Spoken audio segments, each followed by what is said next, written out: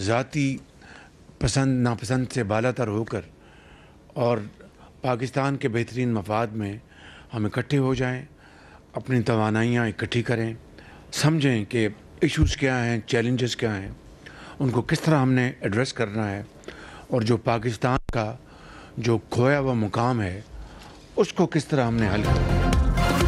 वज़ीर आज़म शहबाज शरीफ ने कहा, माशी इस्तेहकाम इस वक्त मुल्क का सबसे बड़ा मसला है। ज़ाती पसंद से बालातर होकर मुल्की मफाद के लिए सोचना होगा। मुश्किलात को चैलेंज समझकर इनका मुकाबला करना है। किसी पर इल्जाम तराशी नहीं कर सकते, बल्कि अपने गिरेबानों में झांकना है। शहबाज शरीफ का कराची में सिंध काबीना और ताजरों से खिताब, कहा कर्जों के पहाड़ लग गए, हम इसके बोझ तले दब गए। फैसला करना है कि कर्जों की जिंदगी बसर करनी है या इज्जत की। हो सकता है कुछ फैसले पसंद ना हो, मगर करना होंगे।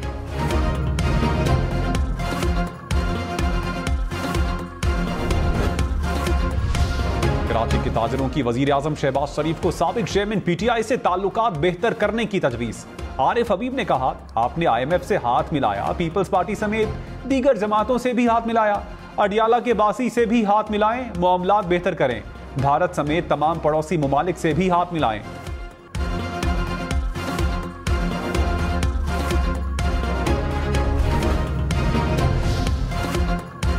इस्लामाबाद हाई कोर्ट का बुशरा बीबी का निजी लैब से तिब्बी मुआयना करवाने का हुक्म।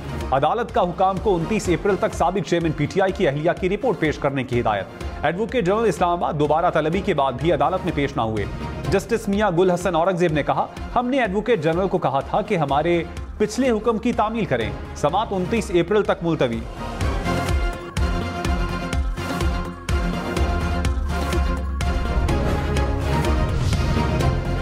मिलिट्री कोर्ट्स में सिविलियंस के ट्रायल का केस, सुप्रीम कोर्ट ने लार्जर बेंच बनाने के लिए दरखास्तें मंजूर कर ली।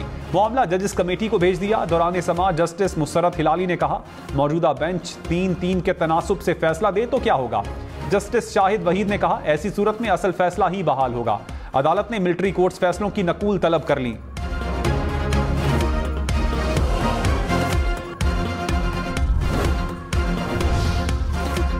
तहरीक इंसाफ के नए इंट्रा पार्टी इलेक्शन पर भी एतराज आयद। इलेक्शन कमीशन ने 30 अप्रैल के लिए नोटिस जारी कर दिया। पीटीआई नुमाइंदे को पेश होने की हिदायत।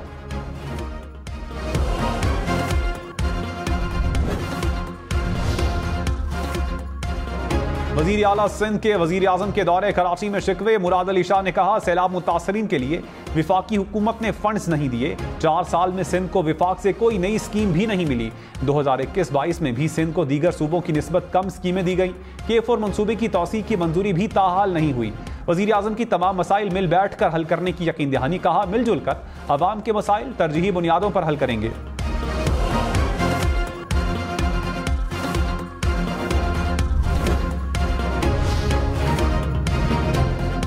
साहबजादा हामिद रजा चेयरमैन पब्लिक अकाउंट्स कमेटी के लिए नामजद। ऑपोजिशन ने नाम तजवीज़ कर दिया। शेर अफजल मरवत ने कहा, मेरे तक अब तक ऐसी इत्तलात नहीं पहुंची। पब्लिक अकाउंट्स कमेटी को बिला वजह मुतनाज़ बनाया जा रहा है। हामिद रजा मेरे भाई हैं, उनसे मेरा कोई इख्तिलाफ नहीं।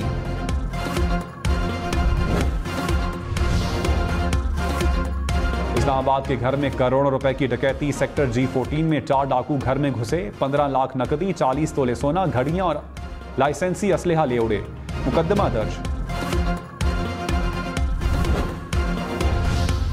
घोटकी में डाकू की हलाकत के बाद डाकुओं का पुलिस चौकी पर हमला। एक एहलकार शहीद। हुकाम के मुताबिक डाकू 2 पुलिस एहलकारों को अगवा करके ले गए।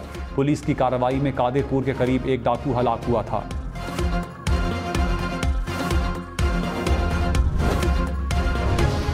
कराची में मुख्तलिफ वाकयात में डाकू समेत 2 अफराद दम तोड़ गए। 8 अफराद जख्मी। खालिद बिन वलीद रोड मच्छर कॉलोनी के करीब शहरियों के तशद्दुद से मुबैना डाकू हलाक। मच्छर कॉलोनी में झगड़े के दौरान फायरिंग से शहरी जाम बहक।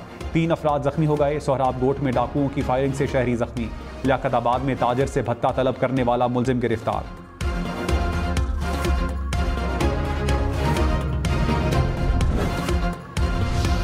सिंध हुकूमत की स्ट्रीट क्राइम पर MQM को मिल बैठने की दावत। वजीर दाखिला सिंध ज़ियाउल हसन का मुत्तहदा अराकीन से राबता। पुलिस और अपोजिशन अराकीन असम्बली का मुश्तरका इजलास बुलाने की तजवीज़। अपोजिशन लीडर अली खुर्शीदी ने कहा, ज़रूरत महसूस हुई तो वजीर आला सिंध से मुलाकात करेंगे।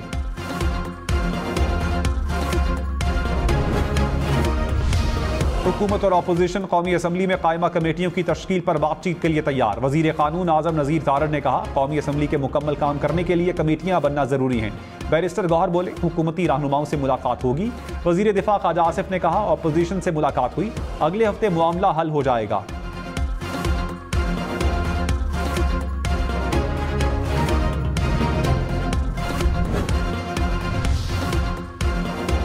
वज़ीर आज़म शहबाज शरीफ की कराची में ताजिरों से मुलाकात। ताजिर रहनुमाओं का बिजली और गैस की कीमत कम करने का मुतालबा। कहा, इतनी महंगी बिजली पर बरामदात कैसे बढ़ाएं।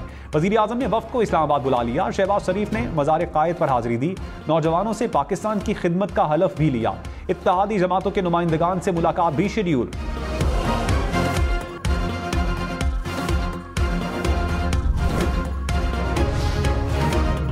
मार्केट में एक और तारीख रकम, इंडेक्स पहली बार 72,000 की हद उबूर कर गया। 100 इंडेक्स में 692 पॉइंट्स का इजाफा। 72,051 पॉइंट्स पर कारोबार का इख्तिताम। खैबर पख्तूनख्वा काबीना की कोहिस्तान लोयर में 17 मेगावाट पावर प्रोजेक्ट की मंजूरी। सवात में 88 मेगावाट मंसूबे के लिए अराजी की हुसूल की भी मंजूरी दी। वज़ीर आला अली अमीन गंडापुर की ज़ेर सदारत इजलास। खैबर पख्तूनख्वा में गाड़ियों की रजिस्ट्रेशन के लिए स्मार्ट कार्ड्स की भी मंजूरी।